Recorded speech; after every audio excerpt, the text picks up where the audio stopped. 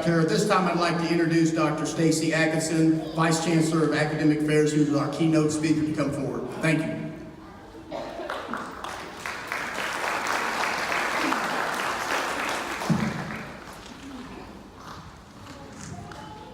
Good evening, ladies and gentlemen, administrators, faculty and staff, proud parents, grandparents, friends, siblings, children, and most importantly, all of you, to the graduating students. I very much appreciate the invitation to be here tonight.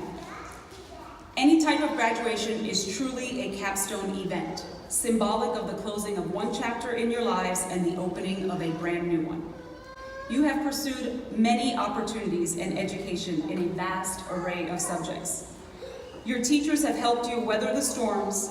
Your fellow students have been there to help you negotiate the shifting currents, and your family and friends have provided a steady hand. I do want to take a moment to give a personal thank you to the families out there. It doesn't matter how old you are, you have to have people in your corner, championing your efforts. So thank you to their blood families and the families they choose for being behind these students every single step of the way. I know that I personally am a product of so many people championing my efforts. I say it all the time, because someone like me, frankly, they're not supposed to be here. I'm not supposed to be the person chosen to share some words of wisdom tonight with you all. And while I'm truly honored to do so, the reality is that for me, simply speaking the English language is not something I am supposed to be doing. I grew up in New York City to parents who they themselves did not and do not speak English. At home, my sisters and I learned Spanish because if you wanted anything in our teeny tiny little apartment, you better be loud and you better speak the language your parents understood. Anyone that knows me will tell you I still speak rather loudly. In New York City, back when I was in elementary school, if you spoke Spanish, you were put into their version of ESOL, or English as a Second Language. So let me be clear about what this was. This meant that I, a non-English speaking student, was put in a class with 27 other non-English speaking students with a teacher who did not speak English herself. And I was supposed to learn English. How? My parents used to say, I guess they expect you to speak English by osmosis. It did not work. In third grade, my mother, who candidly knew no better herself, finally recognized that something was wrong. If I spoke Spanish in school and came home and spoke Spanish there, obviously I'd never learn English. So my mother, not so much a details person, Mom had no idea what to do, but she made a decision to go to one of the most intimidating places and speak to a group of intimidating professionals in a language she didn't speak or understand. And she made her case clear. She was unhappy, and I needed to be moved from the class. My mother's decision that day changed the trajectory of my language skills. She was terrified, as I can imagine. She approached some really scary people to her and put a brave face on in the name of her daughter. Because while Mom knew very little about the ins and outs of schooling, she knew that education was important. And she knew that I was being cheated. Decisions are important. I stand before you today because she made that decision. You have all made decisions, graduates. You've decided to make things better for yourself and the people you love and care about. You have decided that no matter what decisions led you here, it was time for a change. Capitalize on that momentum and keep on keeping on. Everyone that has poured into you today will be watching closely to see what you do next. C.S. Lewis wrote, "You can't go back and change the beginning, but you can start where you are and change the ending." Do that for yourselves. Start today. Start right now. I'd be remiss if I did not acknowledge the teachers and staff who played a large role in your success. I firmly believe that teachers are the backbone of this country, because without teachers, not a one of us would be here today. Exceptional teachers are the ones who pour their heart and soul into helping their students be successful, and that is what you all have. To the graduates, each and every one of you are to be commended for your achievements. The trials you have put through in pursuit of your goal have been many, I'm sure, and only you can fully appreciate the thrill and struggle of what it took to get to this very moment. Many of you have had to balance jobs, families, perhaps some financial setbacks in the pursuit of your dreams. For some of you, it has taken years of dedicated focus, seemingly endless studying, and scores of assignments and work to get to where you are today. The collective experience spent here is all about self-realization and discovering what you are truly capable of. And hopefully you found that your horizons are limitless. I can tell you from personal experience that you will not have all of the answers, and you will be tested for the rest of your lives.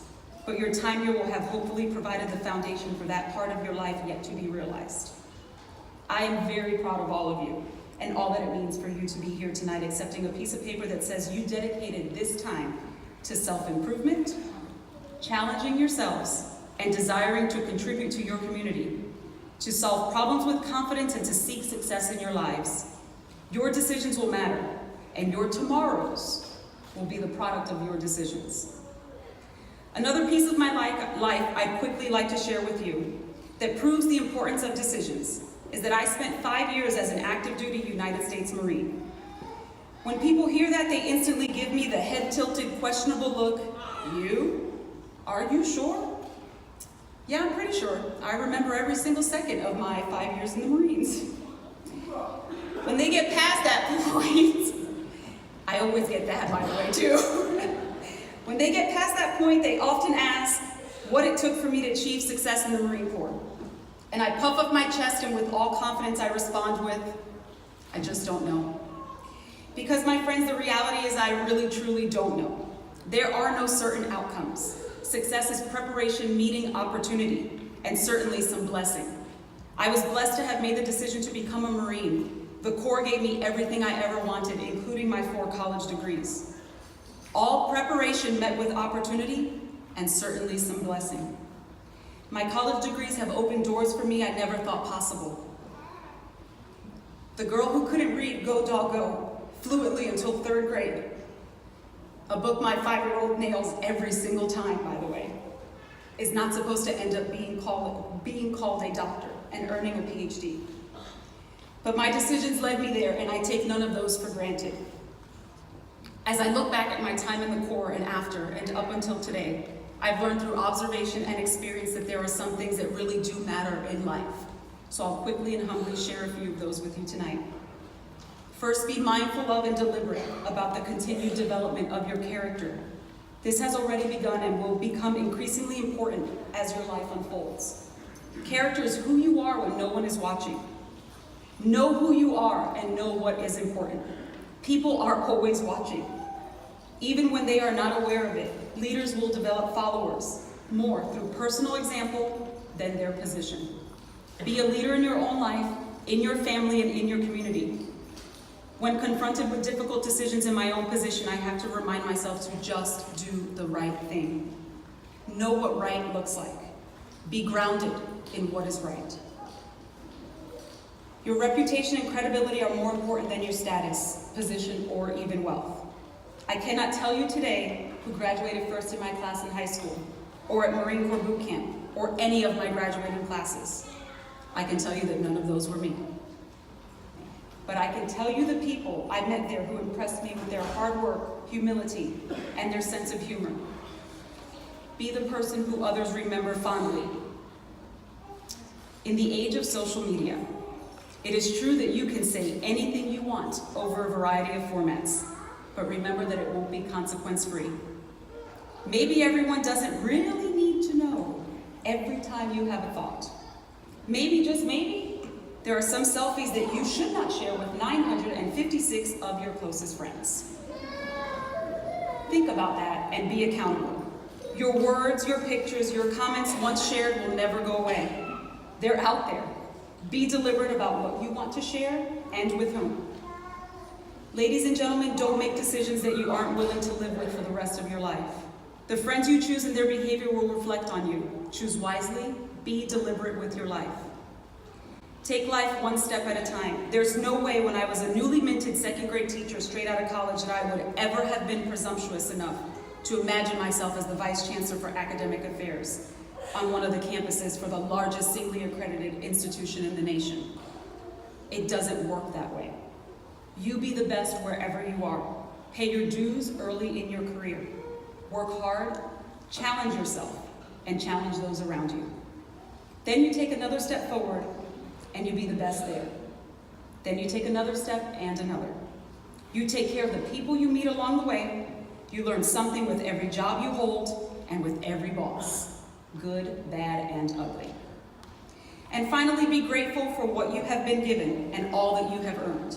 Be grateful for all that you have and all that is available to you. Be grateful for the opportunities you have. Just be grateful. So that's it. A few short words, a couple simple thoughts that matter in a life.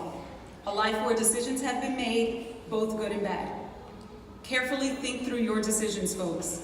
Carefully deliberate the benefits and consequences of all that you decide. I'll leave you with a quote from a former boss of mine. I won't succeed because I'm special, lucky, super gifted, or destined for greatness. No, I'll succeed because I'll do the work. When it's hard, I'll do the work. When it's inconvenient, I'll do the work. When I'm not motivated, I'll do the work. When most people would give up, I'll do the work. Ladies and gentlemen, thank you all so much for having me tonight. It's been my genuine privilege sharing this moment with you. I wish you all graduates good luck, fair winds and following seas. God bless you in all of your future pursuits and endeavors, and remember that your decisions matter, and to always do the work.